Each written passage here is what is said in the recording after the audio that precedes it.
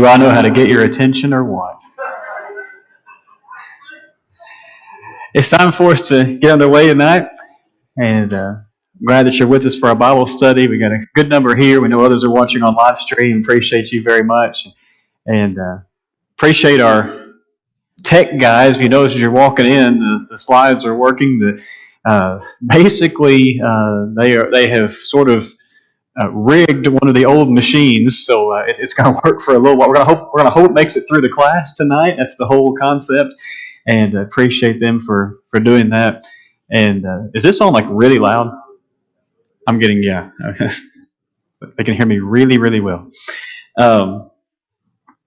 If it's the first time you've been with us, in person or online this quarter on Wednesday nights, we are involved in a study of the apostles and kind of doing a biographical look at the apostles.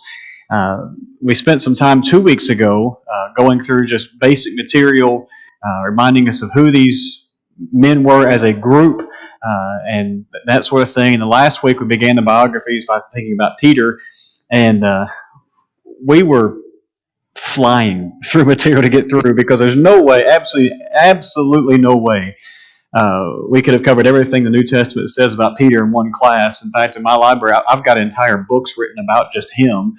And of course, he wrote 2 books of the New Testament, so there's no way we could even talk about everything that he wrote, much less all that he did in his life. Tonight, that will not be as much of a problem, and we'll get to Andrew in just a moment. But let's take a moment to pray together, and then we'll start our study of that apostle. Our Father in heaven, we thank you for this day, such a beautiful day.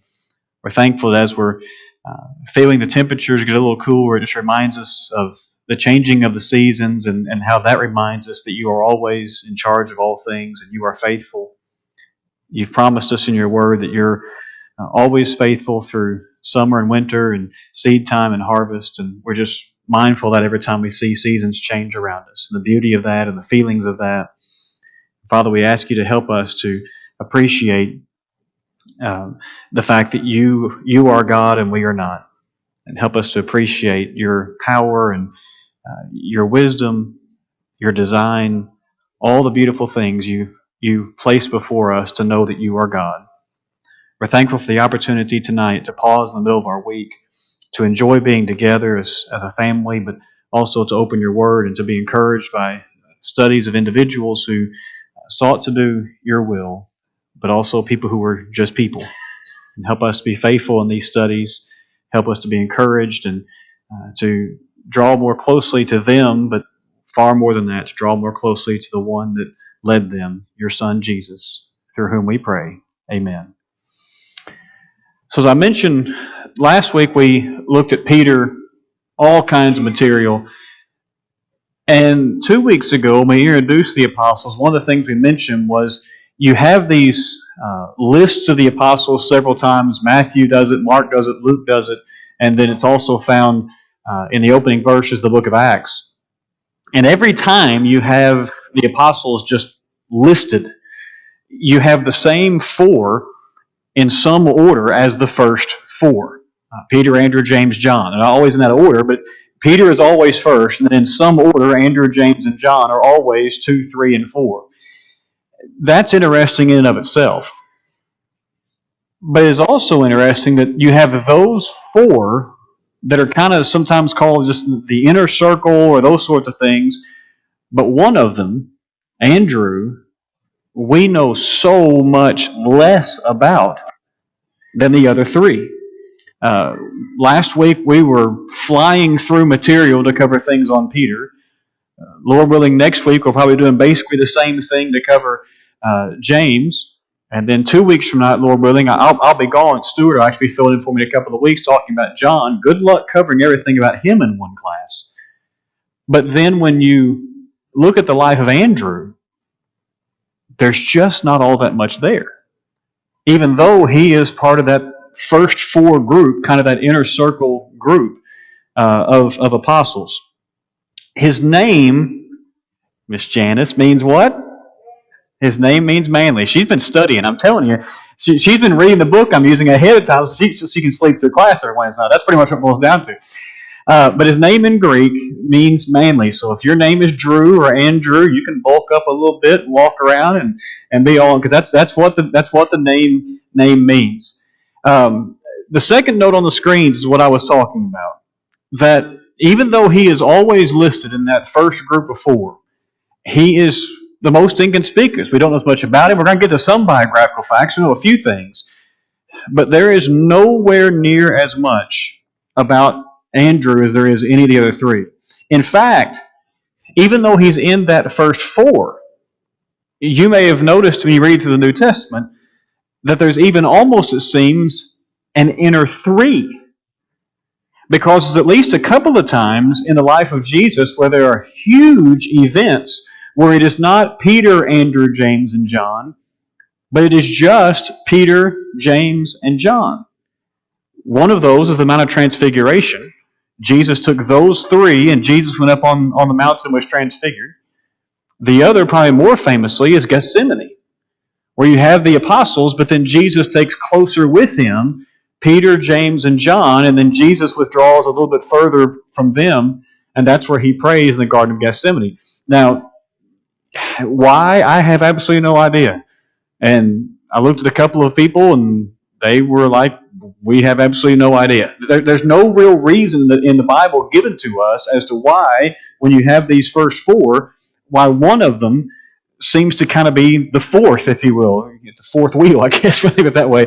But he does seem to be, kind of the fourth of the four, simply because he's not there for at least a couple of these just huge events in the life of Jesus. No reason given. It's just one of those interesting little details in the New Testament.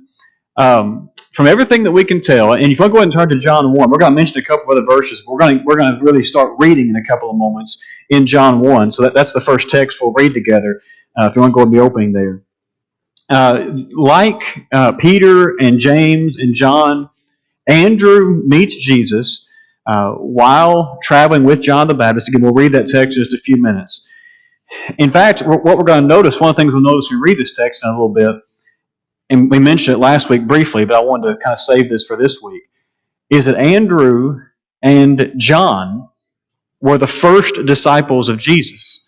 But then we're called to the level of apostles, that greater level of devotion, whatever you want to call it, in some texts we read last week, Matthew chapter 4, Luke chapter 5, but they were the first. Where Andrew, though, in Matthew 4 and Luke 5, isn't even mentioned by name. One of the books that I'm using, 12 Ordinary Men, I want to read to you something that talks about these four and why Peter, Andrew, James, John, why they seem to be with John and then with Jesus. He wrote this: they, Peter, Andrew, James, John, they evidently took a sabbatical from the fishing business, visited the wilderness where John the Baptist was preaching, and became disciples of John. That is where they were when they first met the Christ. And when they returned to fishing, before Jesus called them to be full-time disciples, they remained together as partners. Let me get back to that in just a second. So it was quite natural that this little group formed a cohesive unit within the 12, end quote. They knew each other. Now, the reason I want to get back to this up in a second, Peter, Andrew, James, John, last week we studied Peter, we said that they knew each other. One of the things I disagree with MacArthur on in this book, among a lot of things, is he makes the assumption that Peter, Andrew, James, and John were fishing partners. The Bible never actually says it. I think they were too.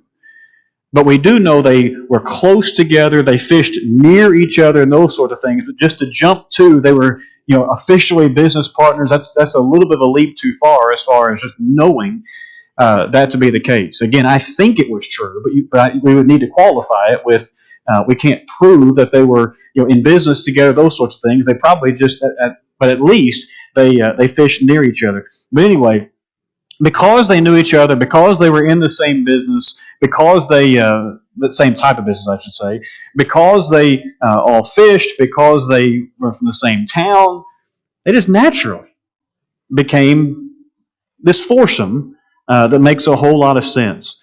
And it leads to something. I don't want to chase a rabbit here, but I do want to mention, sometimes people talk about, we need to avoid having any kind of, cliques or groups and that sort of things, within the church. Cliques is a loaded word, let's be honest, because all it means is a small group. That's all the word really means. And so long as we know what we mean, we talk about that, it's naturally going to happen to some degree. So long as they're not exclusive and nobody else can ever be my friend again or our friend again, so long as we shall live, it's going to happen. If you're in the same life stage, or maybe you and 4 or 5 other people that go to church all have the same job, maybe you work at the same business, maybe you all teach at the same school, there's going to be these natural connections that just happen. And so long as people can still be friendly, outside of those things, it's part of it.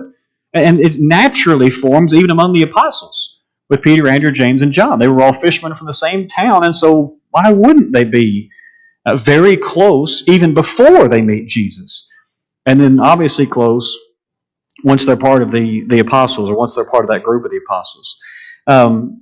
You may find it somewhat interesting that his name, I'm looking back here because on mine, the bottom line's actually cut off. His name, Andrew, is only found 13 times in the New Testament. 4 of those are in the lists. So really only 9 other times do you find Andrew mentioned at all by name. But what makes it interesting is when Andrew is listed individually. In other words, when there's just an account that mentions Andrew's name, it is always a positive thing. Now, we talked about Peter, we had to talk about both sides of things, right? Because even in the same account, Matthew chapter 16, you've got Peter being the one saying, "You are the Christ, the Son of the living God."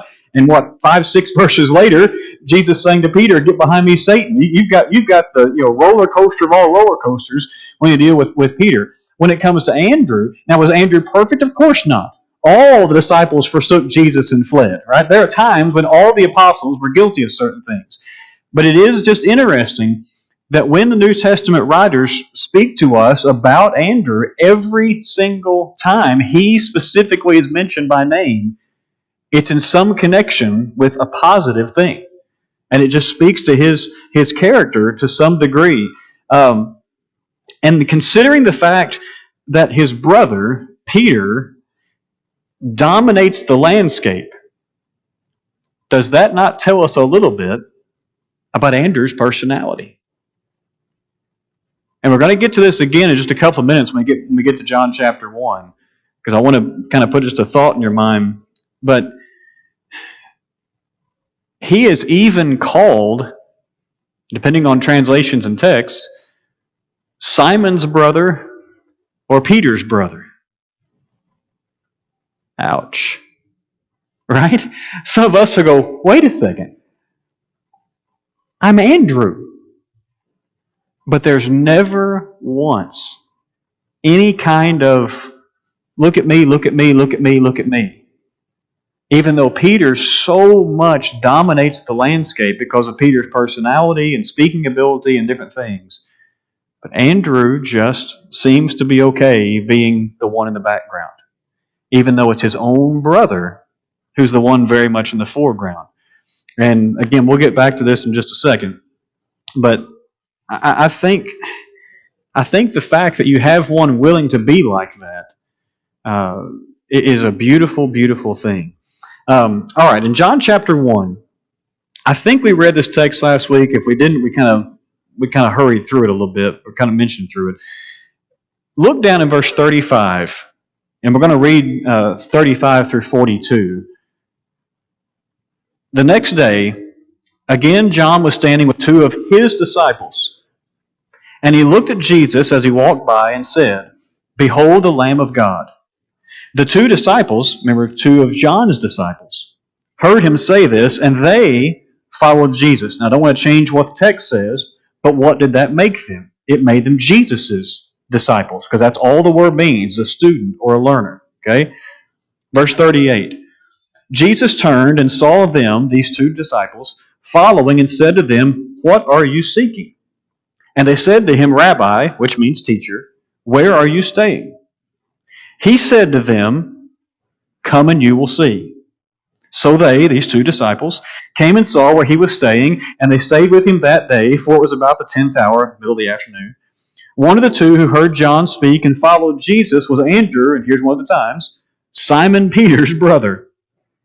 He first found his own brother, Simon, and said to him, We have found the Messiah, which means the Christ. He brought him to Jesus. Jesus looked at him and said, So you are Simon the son of John? You shall be called Cephas, which means Peter. This text, obviously, is where we learn that Andrew was one of the first disciples of Jesus. But as I have on the screens, it tells us a lot about Andrew's personality, and some things are going to lead to some points of application in just a minute. That he goes and tells his brother.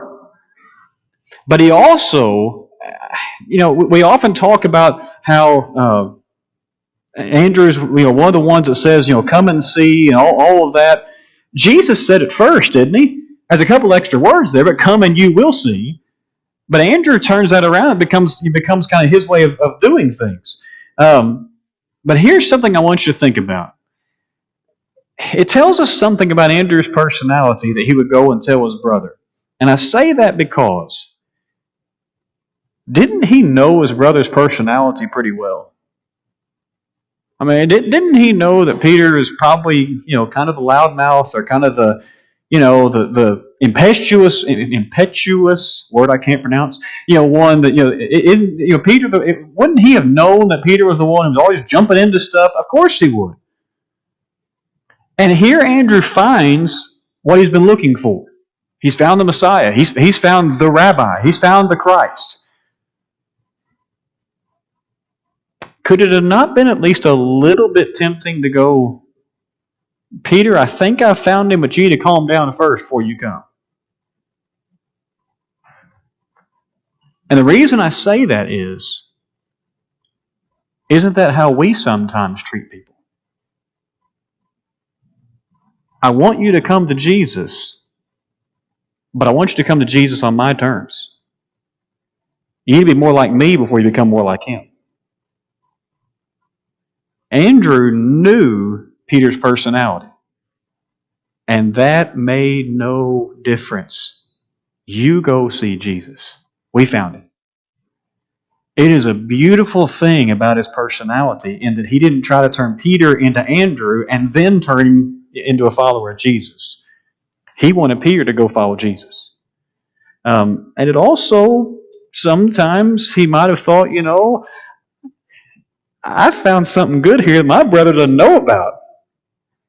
And some of you are kind of getting this face like, yeah, I kind of know where you're going with this. Right?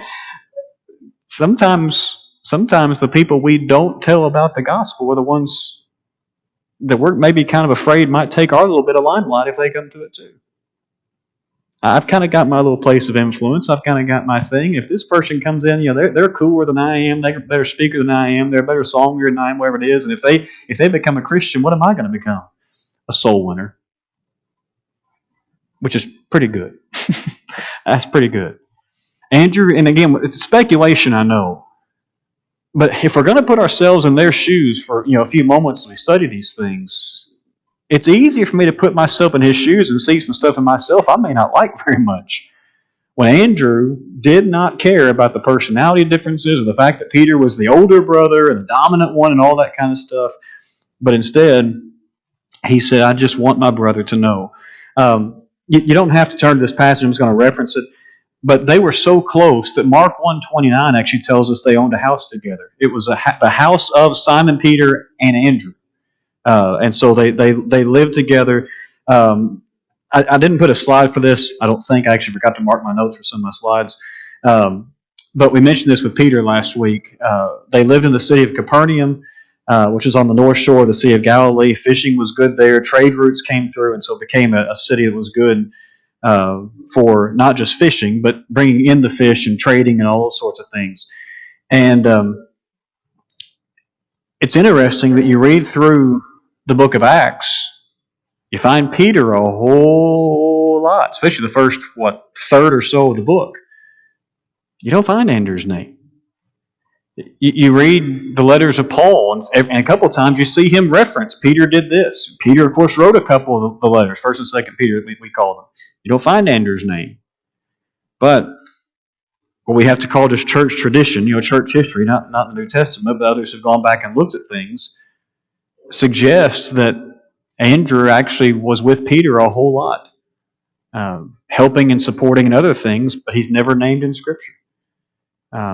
And it's just, if that's true, it says a lot about him. Okay, here's what I want to do. Because there's not as much material about Andrew, I want us to think more tonight along the lines of application. Some lessons from his life. Oh, they were very close. One lesson from his life is that Peter, see, I get it wrong too. I'm so used about Peter. Andrew saw the value of individuals. You've got 3 references on the screens, all of them from the Gospel according to John. We just read the first one a moment ago, John chapter 1. 3 times in the Gospel according to John, you have Andrew and someone else or someone's else, and each of the times Andrew is bringing someone to Jesus. You may have heard entire sermons based on that concept, because it's a beautiful concept. That when you introduce to Andrew, especially in this book of the Bible, he is bringing someone to Jesus. We've already mentioned that he brought Peter. But think about the implication of that just for a moment. Yeah, Peter was kind of the dominant one and the speaker, and he's the one in Acts chapter 2, and he's the one at Cornelius' household, and he's the one who becomes an elder later in life. What if Andrew had never brought him? How different would our New Testament be? And sometimes we give all the credit, all the praise to the one who stands up and delivers the lesson in front of 3,000 instead of the one who brought him. And it's the ones who bring one. It's the ones who just say, come and see. It's those people who are the reason why you have people like Peter and others who get more of the limelight and more of the credit. Turn to John chapter 6. The second time we see him. Very, very famous account. We won't read the whole thing. It's 14 verses long. The feeding of the 5,000. I want to read a little bit of this because it's actually going to come back into play with one of the apostles we'll study in a few weeks. John gives us where things happened. Verse 1, the fact there was a large crowd there and they saw signs. Verse 2. Look at verse 5. Lifting up his eyes then and seeing that a large crowd was coming toward him, Jesus said to Philip, one of the other apostles, "Where are we to buy bread so that these people may eat?" He said this to test him, for he himself knew what he would do. Philip answered him, 200 denarii, 200 days' wages, would not buy enough bread for each of them to get a little. One of his disciples, Andrew, here it is again, Simon Peter's brother, said to him, "There is a boy here who has 5 barley loaves and 2 fish, but what are they for so many?" And we know, hopefully, how this goes. Jesus, of course, takes that and has the people sit down. He multiplies that. However that actually looked and worked, I have no idea. I just know it's pretty remarkable what happens.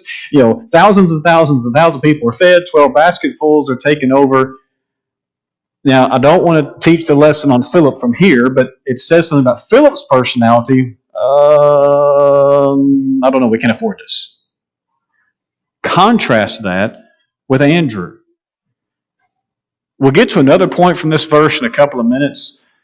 But there is a human side here. What's this among so many, right?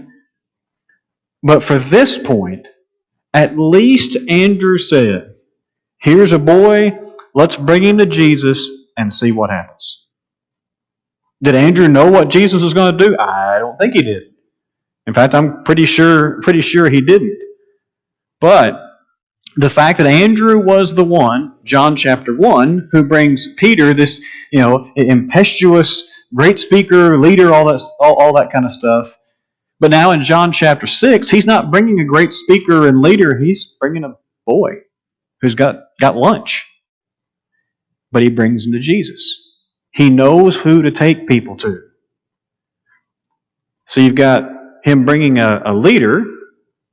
You've got him bringing, I don't know what you call it, just an outsider, a boy, someone with no influence, whatever.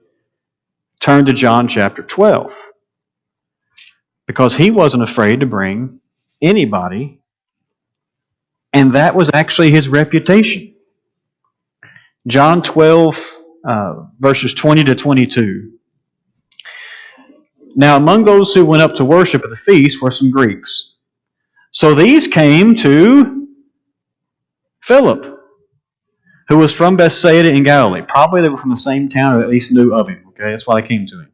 And asked him, Sir, we wish to see Jesus. So Philip took him to see Jesus. It's not what your Bible says, not what mine says either. Philip went and told Andrew. Andrew and Philip went and told Jesus. Here was one of the apostles who realized one of us keeps bringing people to Jesus. Let's go see how he does it. Andrew, how are we supposed to do this? Let's go see Jesus. I bet he can figure this out. So even among the apostles, Andrew had this reputation, and the text goes on to talk about how they brought them these Greeks, these Greek people to see Jesus. One writer calls Andrew the first home missionary because he brought his brother, and the first foreign missionary because he brought the Greeks. I would add a little bit to that, maybe stretching it a bit, and say he might have also been the first Bible class teacher because he brought a boy. But that's who he was. You don't have someone who's a great speaker so far as we know. But without people like this who see individuals and realize individuals need to come to Jesus, you don't have people like Peter who stand up and deliver lessons. You just don't have that. Because somebody has to bring them in the first place. The most important aspect of evangelism, outside the gospel itself, obviously, is the relationship of individual to individual. Andrew shows us that. I got this list from a guy I don't know, but I think his name's the bottom. Yeah, I'm missing the bottom line on my screen back because I keep having to turn around. His name is Chris Altrock. I don't know him, but in talking about just bringing people to Jesus under the same concept, he says these four things are necessary. First, he says, you have to involve yourself in things that deepen your faith in Jesus. I really appreciate this list for a lot of reasons, but that first one on the list is one of the things I appreciate the most. I cannot be someone who goes out and reaches people with the gospel without continually filling up my encouragement and my learning and my soul first. I can't teach what I don't know. But also, I'm going to be very discouraged if I don't keep filling up my bucket because I'm going to get rejected a lot and those sorts of things. So I need to be involved where my faith is deepened first. Then he says, I need to invest in relationships with people who are away from God. And he specifically mentions things like kindness and hospitality that go a long way. It's more than just a passing, hey, how you doing? It's investing in their life. It's being there. At a funeral, it's being there at a hospital bed. It's sending a text message to check on them when they're sick or when their loved one is sick. It's doing our best for people who are away. Now we need to involve ourselves in each other's lives too. If he's talking about winning lost souls, when I see a neighbor who's in the hospital, do I try to go visit them or at least check on them in some way? Investing in that relationship. 3, he says, then invite that person or those people to be part of activities that bring them closer to Jesus. Obviously, this is just things, like, hey, you've got kids on the same ball team as mine. Would your kids like to come to VBS and I'll take you out to eat while they're in class, or whatever. But we're getting closer. Inviting them to worship, inviting them to gospel meeting, which we have in October. Hint, hint, hint. Invite them to Wednesday night Bible class, whatever. Just invite them to things that bring them closer to Jesus and to Jesus' people, and then inform them about Jesus. At some point, it has to become where I say, let's open the Bible and study. I can invite them to 900 worship services, but at some point, I have to be willing to say, let's look at the text and see what it says. Let's study together so we can answer your questions. And so we can walk through how to be saved. So we can use the evangelism center. Hint, hint, hint. But I really like that list, again, for that first one, because I need to fill my cup first.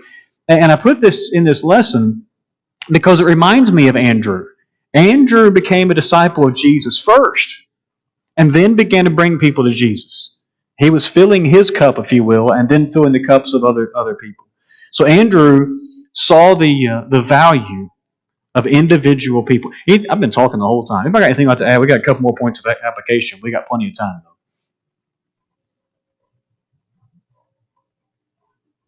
Wonderful. Those are great. I should act like you made comments just to drive people crazy on live stream. That was the greatest comment ever made. What'd they say? Nothing. Ha ha. I thought somebody said something.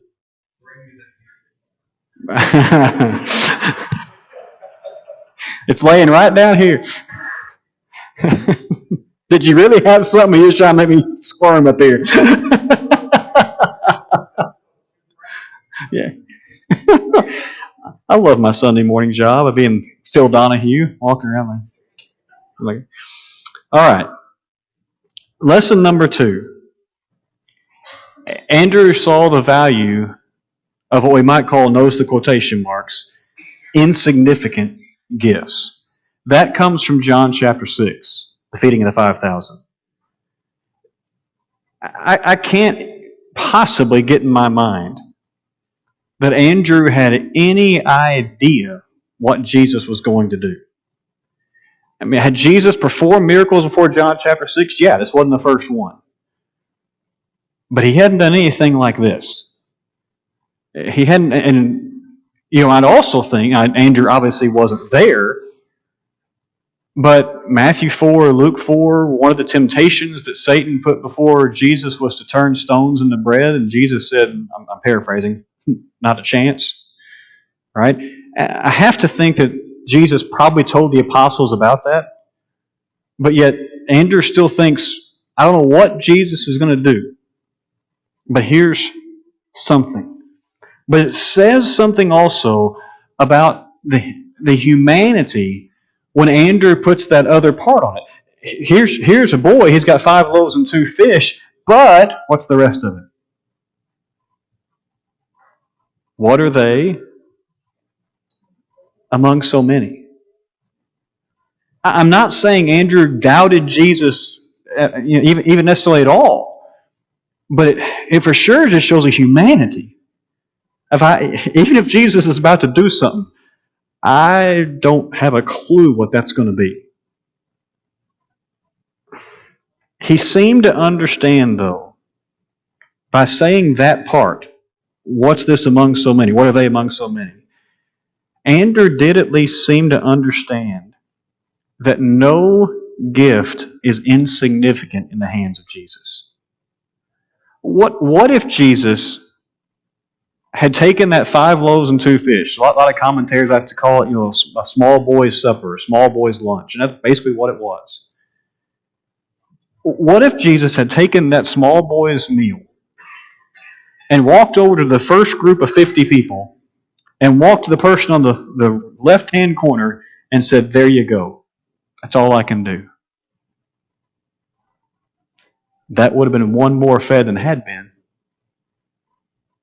Now, 4,999, I don't know what they were supposed to eat, but that would have been one more.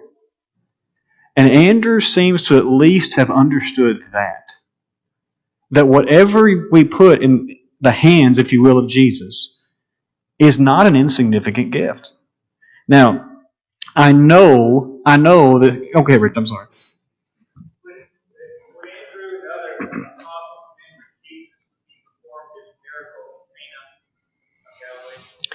John 2, yes. I believe...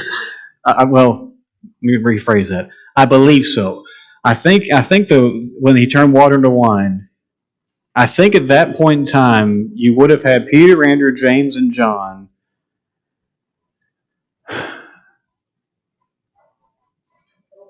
And maybe Philip and Nathaniel. That's who I was thinking. I think they would have been there. Um, can I say 100% for sure? No, but I would say the odds are really, really good. Well, not really, because that was still the same amount was still there. And again, a miracle is a miracle. So he knew Jesus could do stuff, but the type of thing that this would have been like would have been, Jesus turned water into wine, but he didn't make more wine than was water. This was like, let's take a snack and make it into, Golden Corral on steroids. I mean, this was something else. I'm not a big fan of Golden Corral, but made it for a funny joke. Okay, all right, whatever. but the point, that's a great question. The point of it, though, is whatever we give to Jesus is not insignificant. Now, I know it's out of line chronologically. Okay, in other words, what I'm getting ready to reference happened after John 6. I understand that. But think about for a moment, you don't have to turn there, but think for a moment of Luke 21, that widow's 2 mites. Right, Ron? Bread concept a little later on, and I don't remember this account clearly as I often.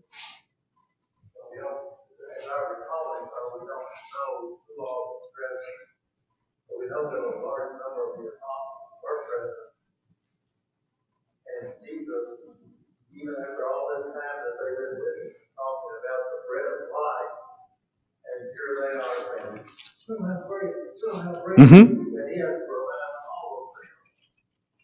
Possibly, since I don't remember who was there, or if he was not, but possibly even Andrew, possibly even James, John, Peter, and Judas, and everybody in between, and they still didn't get it. So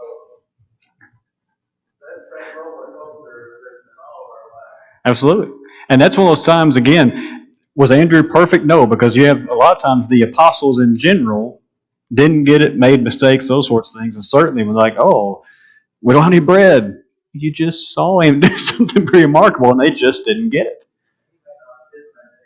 Yeah, right. I believe it was. It's later in John 6. It's in the same chapter, so I think it would have been. Yeah, that's what I was looking at.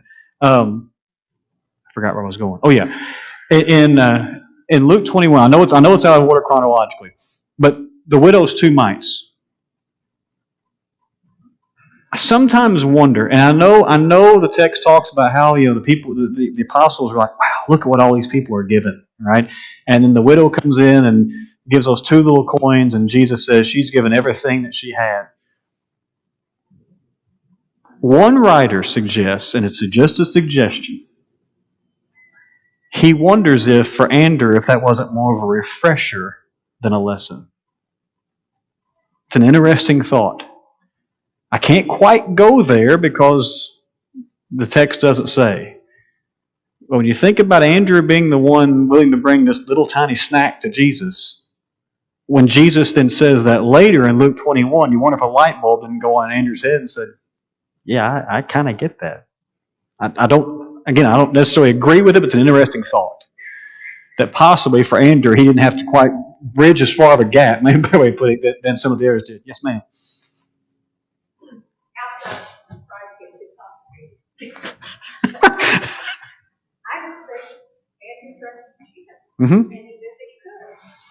I think Andrew, Ms. Priscilla just said, I think Andrew just trusted Jesus and knew that he could. I think Andrew knew Jesus could do something. If he's going to feed one, he's going to feed this little group over here. If he's going to, eat it himself and do something, I don't know. But yeah, he's going to do something. But what he was going to do, who knows? But he saw the value of the incident gifts. We've got 5 minutes. Number 3. Andrew saw the value of inconspicuous service. He's the background guy. Even among the first 4.